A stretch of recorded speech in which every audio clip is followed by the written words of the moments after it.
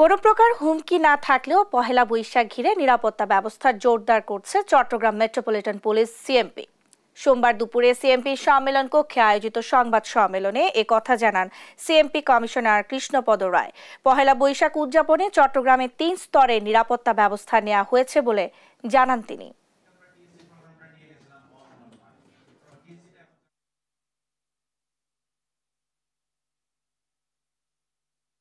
আর আমাদের পক্ষ থেকে পর্যাপ্ত নিরাপত্তা ব্যবস্থা গ্রহণ করা হবে, কিন্তু আমরা যেটা পরামর্শ দিয়েছি যে আপনাদের অনুষ্ঠান স্থলের নিরাপত্তা বেষ্টনী নির্মাণ করা, তারপরে ক্ষেত্র বিশেষে মহিলা এবং পুরুষের আলাদা প্রবেশ আলাদা বাইরের ব্যবস্থা রাখা এবং নিজস্ব ভলান্টিয়ার্স রাখা, ক্লোজ সার্কিট ক্যামেরা কাভারেজটা যদি আপনারা দিতে পারেন তাহলে পরবর্তীতে আমাদের কোনো ঘটনা ঘটলে সেই ঘটনা কিংবা অনুসন্ধানের জন্য আমাদের কাজে আসবে।